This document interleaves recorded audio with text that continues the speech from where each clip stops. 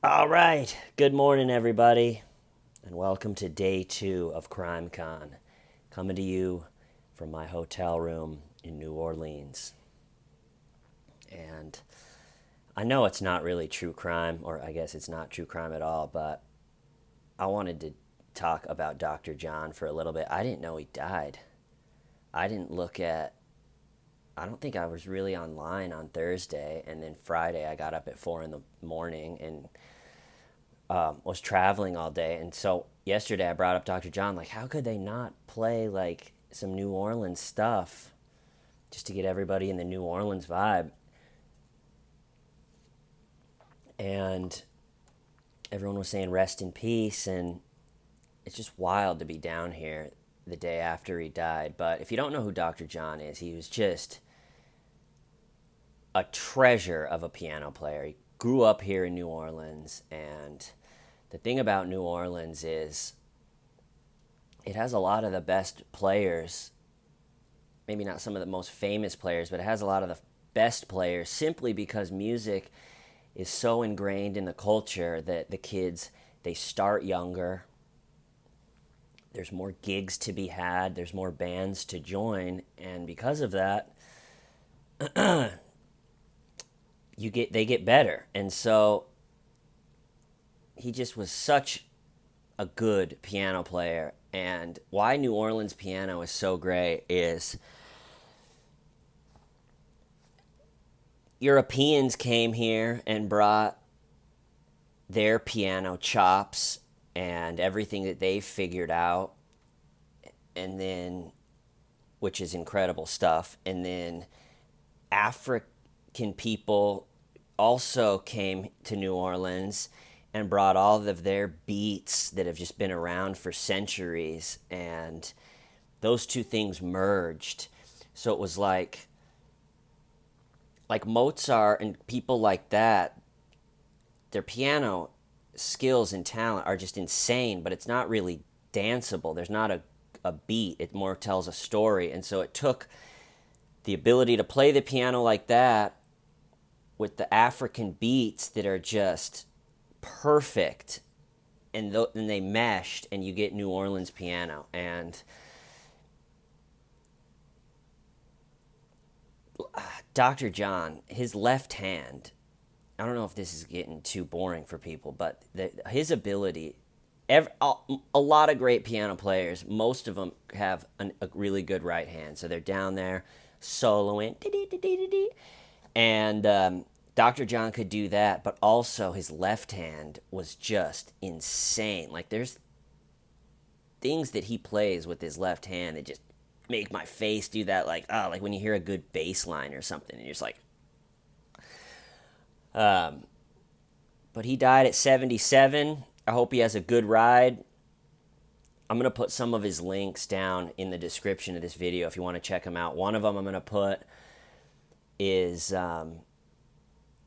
he kind of bounces around from a few different songs, but it's nice and calm, and it's kind of that melancholy New Orleans piano that's so great. And then the second link that I love that's on YouTube is he plays When the Saints Go Marching In, but he switches it. He does a key change to like what the gospel church is. So it's not the same key as you're used to hearing when the Saints Go Marching In. It's these big, fat gospel chords. And it's just unbelievable. He came out with these VHSs, I think in the 90s, where he talks about New Orleans piano.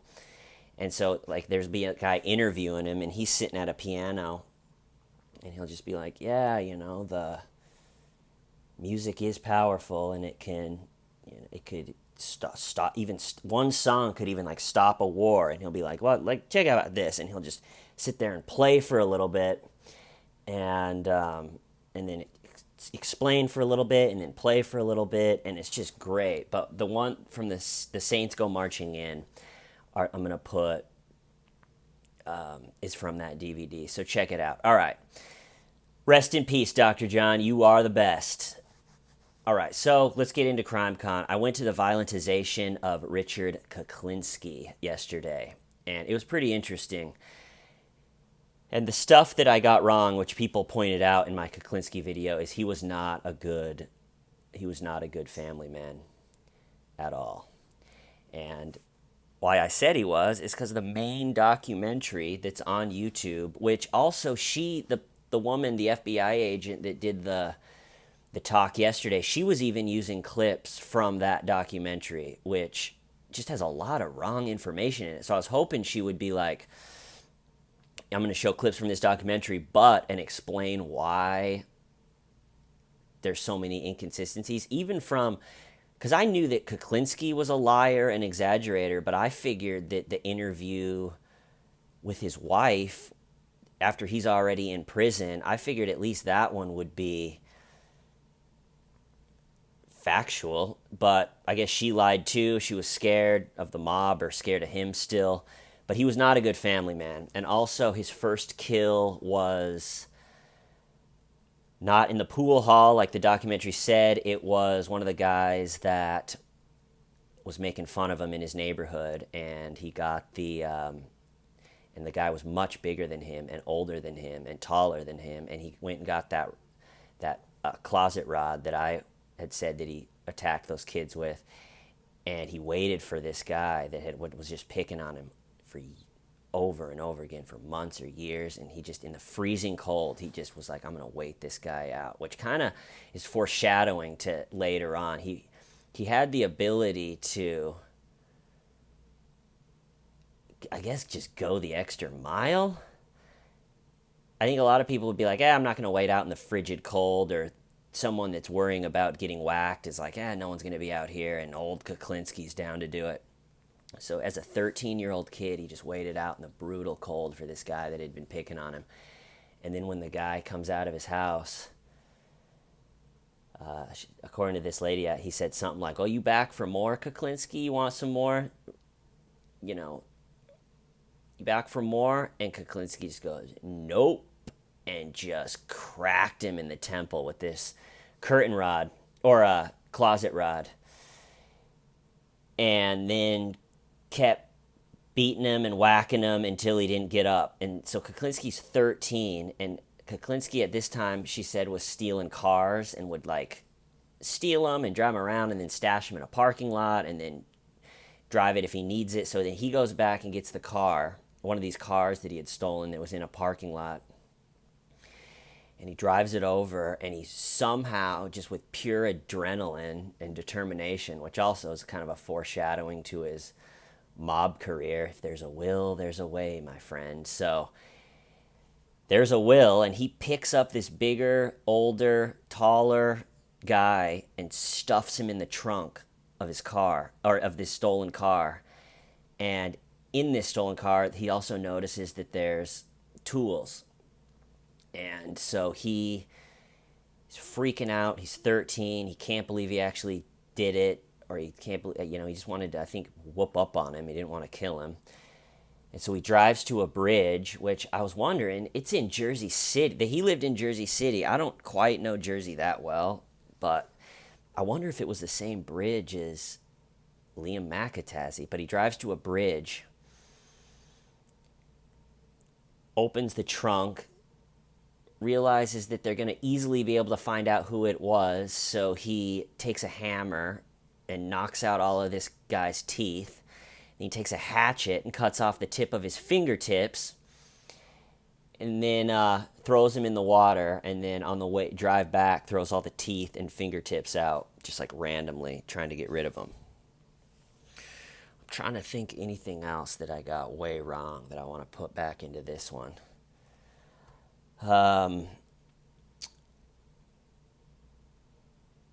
Oh yeah, also too, and all of this stuff was brought up in the comments of my video that I did, these 3 things. So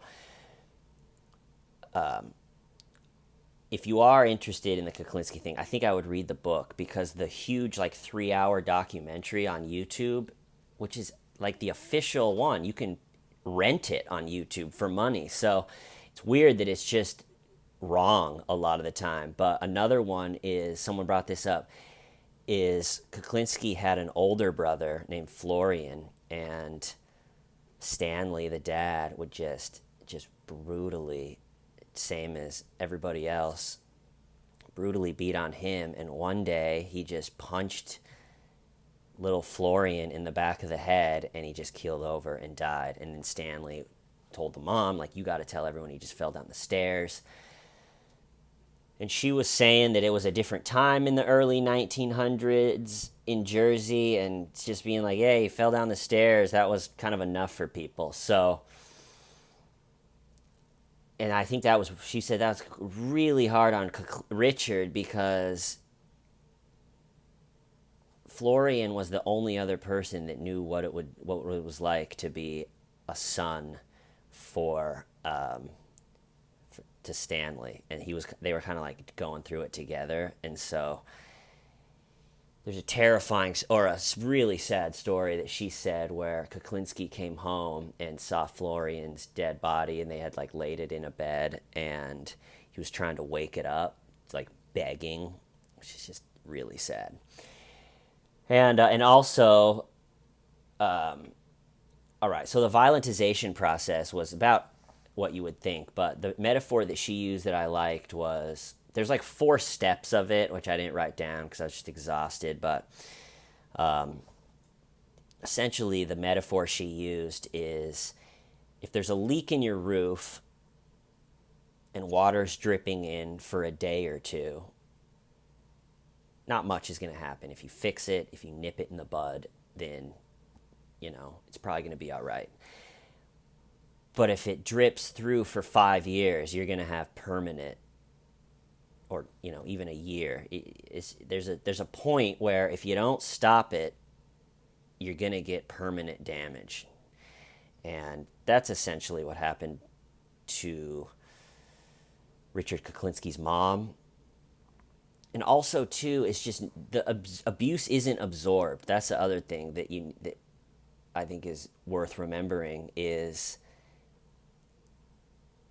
if the mom was abused, Richard's mom, her parents were sadly killed, and then she ended up in an orphanage where she was raped and abused by nuns and raped by priests, and then she meets Stanley, and I can't remember Stanley's upbringing, but so Stanley abuses her, and he thought that she was a virgin when they got married, but she'd been raped by this priest. And so when he would get drunk and stuff, he would call her a whore and a tramp and all this stuff force himself on her in front of the kids. And then she slowly got violent, especially after he left the family, but then she got violent, and Kuklinski got violent, and the brothers get violent, So it's not absorbed. It's sort of just like passed on until finally with Richard, it manifested in a serial killer hitman, and then he was put in jail. So who knows if he would have, what the abuse that he did to his kids and wife, where that's going to pop up. But it's even with like a dog. You see a dog that's abused is probably going to bite someone, and then that kid is going to be afraid of dogs. And so it just like keeps going in this really just heartbreaking cycle. And trying to think, but it was pretty good. She was the toughest part about these conventions is just, I mean, at least me, I can only listen to these type of stories for 3-4 hours a day, and there's so much good interesting stuff. But so like after Kuklinski yesterday, I came home and came back to the hotel and recharged a little bit, and then went back for Nancy Grace's. I just wanted to see what her speech was like, and it was about what you'd expect. I think the most interesting that Nancy is when she talks about the cases that when she was a lawyer, but when she's just kind of talking about covering true crimes, she really just hammers in like the most brutal. So say let's just do a hypothetical. Say this in this hypothetical case, a kid's head was smashed in or something, just something awful. And instead of just talking about the case being like, the head was bashed in, and then like moving on and talking about how the person was caught, or what someone did to catch the person or save the person, or the behavior that the person used to get caught. Instead of like moving on quickly, she's just like, and the head was smashed in totally, the skull was broken in all. And it's like, yeah, Jesus, we get it, Nancy. I think she thinks the draw of true crime are the gory details, and I think that's where that's where I'll never really be a huge fan of her, is because I don't think I think the interesting part is the human behavior leading up and right after, like I said a million times, and she really likes and then also I wrote down a few of the quotes that kind of made me cringe in her. She'll be talking, telling a story, probably pretty interesting, and then she would try to like end it on an epic note, but I thought a lot of them fell flat. Like one of her quotes is, "Any time is the right time to do the right thing."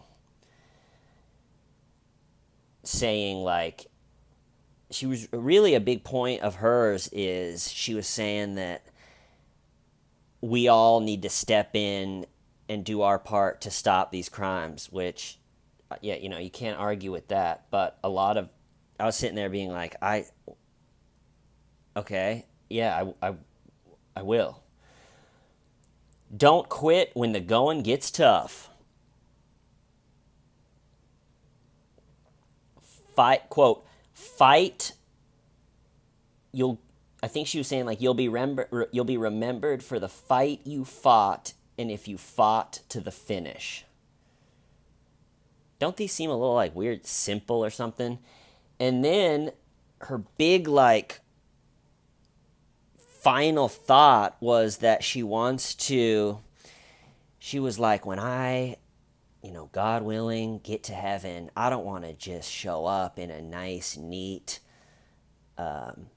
perfect, I want to slide in totally worn out. And I was thinking, well, I think I've heard this quote before. And so I looked in, oh no, my computer. It was essentially the same. I think she ripped off now I can't think of his name. I think she ripped off the Fear and Loathing in Las Vegas guy. Hunter S. Thompson. And so her big like closer to her speech was like, when I show up into heaven, I want to slide in. I don't want to be I want to have lived my life. It was this, and it was like weirdly word for word. So I looked up this quote. This is a Hunter S. Thompson quote. Life should not be a journey to the grave with the intention of arriving safely in a pretty and well-preserved body, but rather to skid in broadside in a cloud of smoke, thoroughly used up, totally worn out, and loudly proclaiming, wow. And she, I think, took that quote and made it like the heaven version. She was like, when I show up to heaven, I want to skid in. And she was like, I want my makeup to be messed up. It was very similar to that. And then she answered questions, and it's pretty much it. She was fine. She's fine. And then it was like 8 something, and I just came back to my hotel room. I was just wiped. Like before I came on this trip, I was thinking maybe I'll take a car over to like the French Quarter. There's a few bars that I really like. The Apple Barrel Bar, and I think it's called the Spotted Cat, always has really good music. And then there's a place where you can pay $20. Those places are free, but you can pay $20, and the band is really good too. You can get a seat usually, but I was just wiped, so I just went and got dinner and then came back. I was going to go live or try to even do this video last night, and it just didn't happen. So I just went to bed at like 10. And got up now at 7:30 in the morning. Everything kicks off at 9. I think I might try to go live actually right after this video. See if the internet can handle it. But that's it for what I did after second half of yesterday. Yeah, I'm going to cut it off right there. I'll be back, people. Why? Steven, why? Have a good day.